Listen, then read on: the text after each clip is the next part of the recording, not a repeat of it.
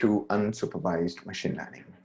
In unsupervised machine learning, let's do first of all do a recap of what we have learned. What exactly is supervised, and then we have unsupervised. So what we have learned is that based on supervision, whether we have human supervised data available or not, we generally categorize the machine learning into supervised, unsupervised, semi-supervised, or reinforcement learning. Reinforcement learning and supervised are very similar, while semi-supervised and unsupervised are basically midway. So reinforcement learning, we don't need to learn it separately. It's essentially part of supervised. The only difference between supervised and reinforcement is, in case of reinforcement, the data is being generated automatically by the system, right? Like, let's say there's a bot which is rotating, moving around in a landscape. So it's gathering the data automatically and learning from it.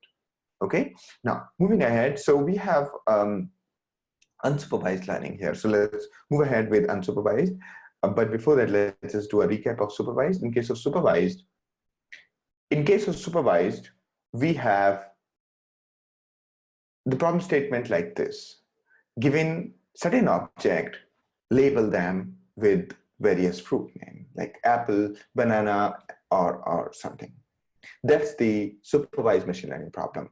But in case of unsupervised machine learning problem, what we have is that given these fruits, can you cluster them into buckets? Given these fruits, can you cluster them into buckets? Right now, we haven't labeled them. Right now, we haven't labeled them in the sense that this is apple or banana. We just have the bunch of fruits. Okay, so these are called the unsupervised learning algorithms. So what is happening here is that given certain number of fruits, we have to just predict the group. We have to just group them together, even though we have no label identifying whether this is apple or banana or tomato or chili or whatever, right? So given that,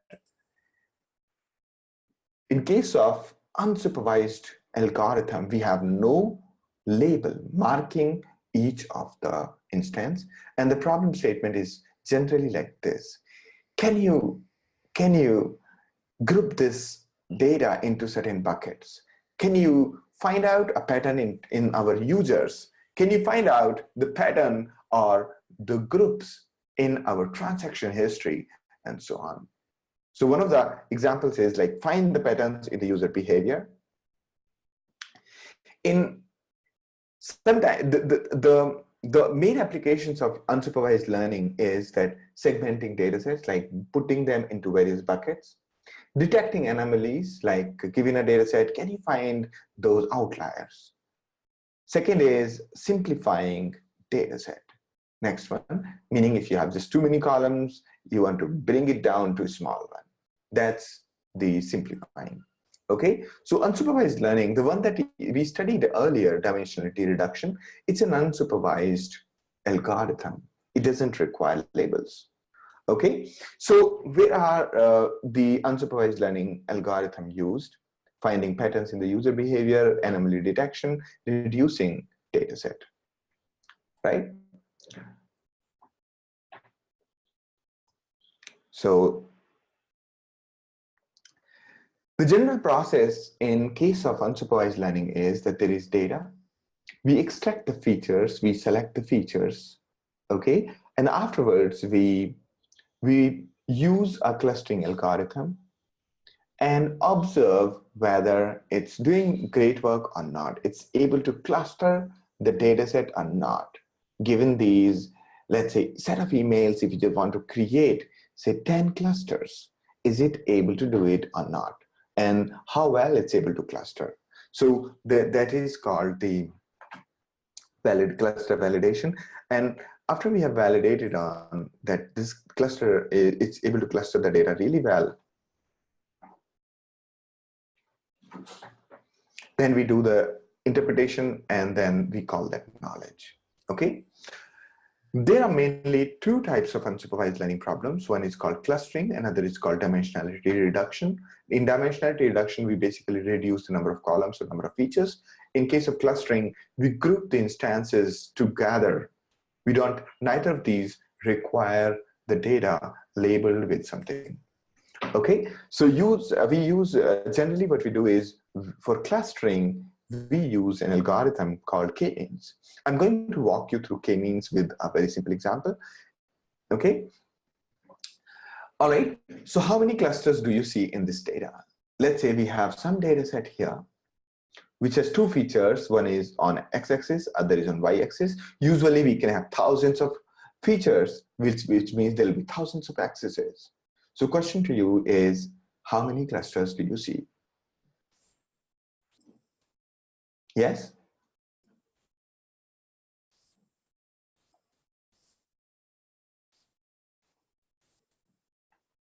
That's right.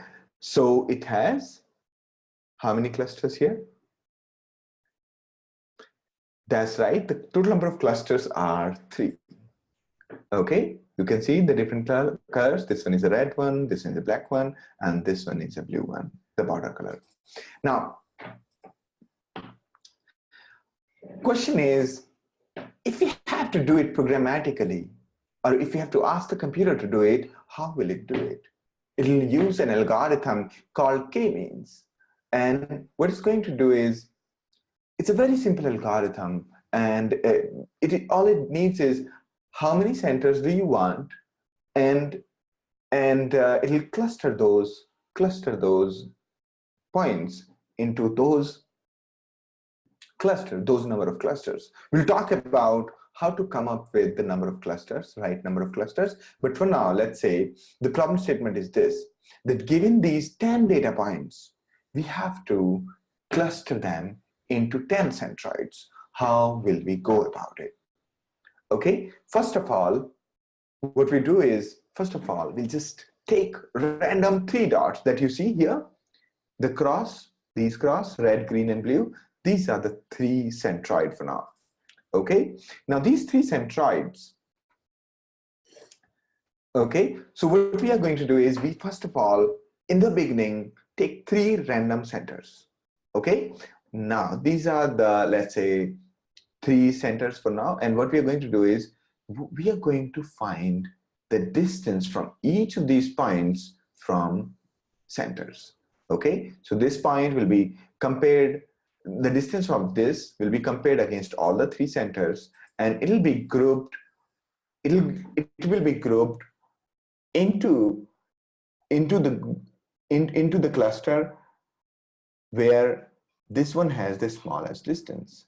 So right now you can see that there are 8 points in blue group, and 2 points in red, and 0 points in green, right? Makes sense?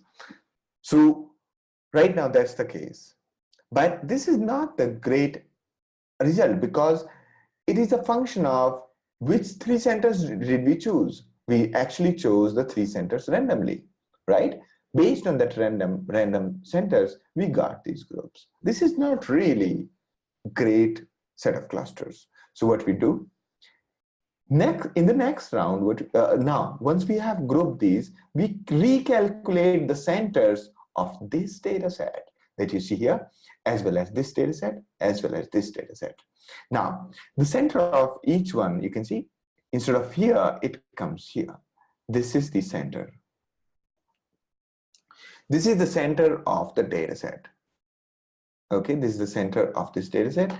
This is the center of this data set, and this is the center having no data set at all, no instance are there, right? Now these are the new centers.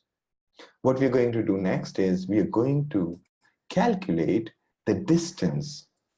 We're going to calculate the new grouping, meaning calculate the distance from each instance to each of these points, and put them in the group which is closest. So these 2 data points are closest to this one as compared to this one. Therefore, they move to this group now.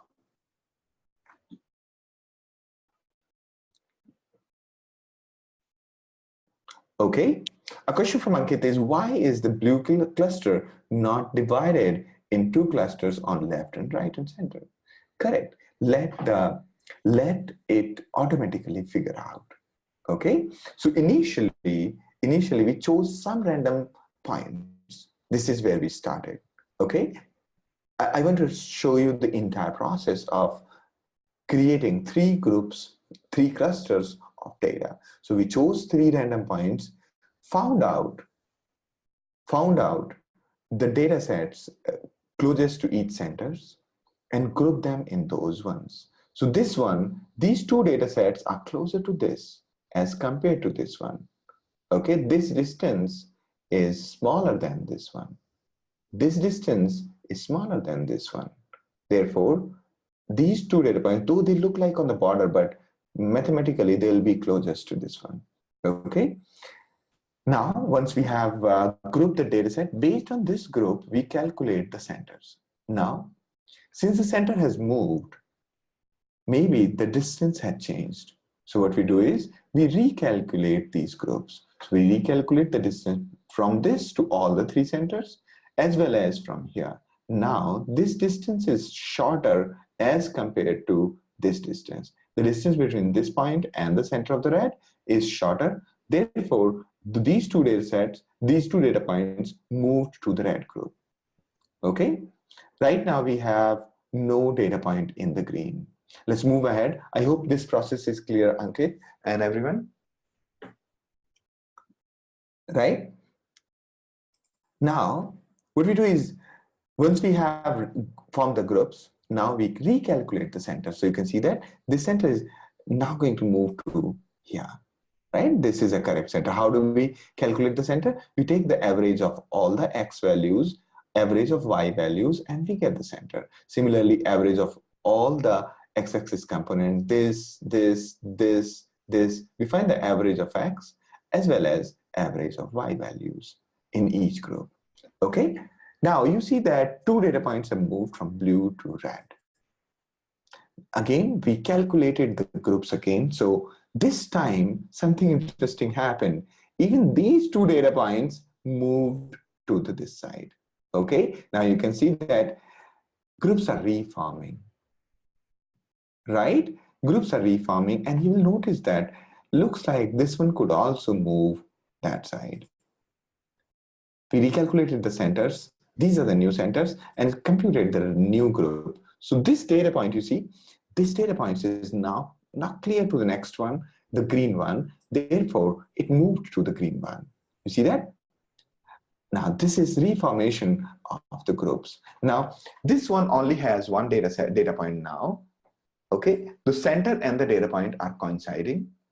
Again, you can see that there is a chance of moving this data set also to this side, right? Because this distance is smaller. So you can see that it has moved.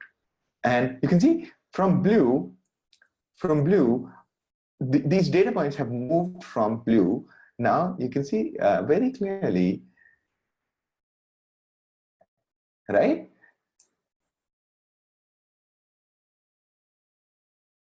I'm just wondering, okay, this is my cursor, not the data point. All right. Okay, so now these are the three groups formed. And this process will continue as per your number of iterations. You can specify when you're calling this algorithm called k-means in any programming language. It will ask for data points. It'll ask for what is your definition of distance. Here, our definition of distance has been Cartesian distance, as in find out the point-to-point distance, just like the way we use in Pythagoras. And but in many other kind of things, the definition of distance could be different. So k-means would require instances, the data set, and the meaning of the distance. That is another thing that k-means will ask you. And the third thing it'll ask you is how many iterations do you want? Fourth thing it'll ask you is how many clusters do you want? Okay, so what we do is we basically use k-means for grouping the data into certain number of clusters. Okay, and if you can limit on total number of iterations, or you can stop it, early stop it when you see there's no change happening. Okay. Next question in unsupervised learning that we generally face. I hope the k-means is clear to you. The only downside of the only question that is left in k-means is, how do you decide the number of groups? As we talked about unsupervised learning, we did not say that the problem statement will always include that the number of groups. We are going to talk about that one. So question is, how many groups should we have? It's a function of three things. One is field knowledge. We know that in these cases, there are generally these kind of groups, these number of groups. Okay, that's field knowledge. Second is the business decision. Let's say we want to do we are supposed to only create two groups of data. Like for example, in the transactions, if I have to do the anomaly detection, I'll basically create two groups of data. Okay, two groups of two clusters. Okay, one cluster naturally is going to be normal records and other are going to be the abnormal record. So that automatically will happen. Okay, so that's based on business decision. Third one is elbow method. So first two we don't have a control over. Third one is the one that we are going to talk about. First of all, let's understand what it means by the percentage variance. So what we do is we calculate the total variance in data and we divide the variance between the group by the total variance. And that way, for every number of clusters, let's say we take the number of clusters as 2 and run the k-means and let it group. And once it has grouped, what we do is we calculate the percentage variance. We calculate the percentage variance. Now, what we do is then we increase the number of clusters, number of groups, and then observe the percentage variance again. As we are increasing the number of clusters, the percentage of variance that is explained keeps on increasing. Okay, and as we keep on moving ahead, this will keep on rising. But one important part happens. After a point of time in this graph, the amount of variance that you get is not good enough, right? There is sort of an elbow here. There's sort of an elbow here. So we stop at elbow, or you can say that we locate the elbow in this by looking at this data set, saying that, okay, after 4, the increase in the cluster is not giving us great returns on the investment. Okay, so from this point onwards, it is not giving us great returns on investment, as in great increase in the cluster is not giving us good enough variance. Therefore, it must be that all the data points can be best clustered in 4 number of clusters. Okay, so if we have, let's say, this problem statement here, if we create 4 groups, there'll be a lot of overlaps. Maybe this is broken into 2 and so on. There, the variance will be too low amongst the groups. Overall variance will be very high because 2 groups, but because of increasing the cluster, we are not going to get great results. So what we do is we basically try many number of clusters and we observe the percentage variance. Okay, we plot it, and from the plot we figure out where is the elbow. This is where the elbow is. Therefore, total number of clusters is 4.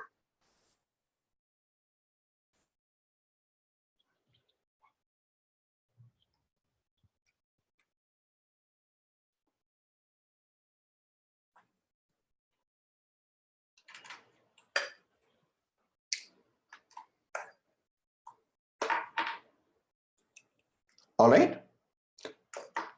So this is how we decide the total number of clusters. Now moving ahead, there are other methods of clustering. One is called k-means, other is called GMM, third one is called the DB scan. Okay, so in general what we do is we utilize these methods and try all these methods, though there are ways in which you can choose, but in reality what we do is we try all the methods and we see which one is giving us great results. Okay, we use that method. This was normal clustering. These are normal clustering methods. Now there is something called hierarchical clustering. In hierarchical clustering, what we do is we group the data naturally into into a tree structure, exactly what Darwin did. This is done using either divisive, meaning we start with one class and we keep on splitting it further and further, okay, and until we are left with just one at each leaf. So either we can start from here, there was only one group having all the animals, then we kept on splitting into two parts, so this part and this part, and then this part and this part. So we kept on splitting it and we reached here. This is called divisive hierarchical clustering. So this is one set of algorithms. These are all off-the-shelf algorithms available. And the second one is agglomerative, in the sense that we start from the right, we take all the animals, we try to find out which of them is the most similar, and we put them together. Then again, then again, then again. And that way, we basically start from each individual and start putting them in cluster, and then cluster within cluster, and so on. Okay, that's called agglomerative.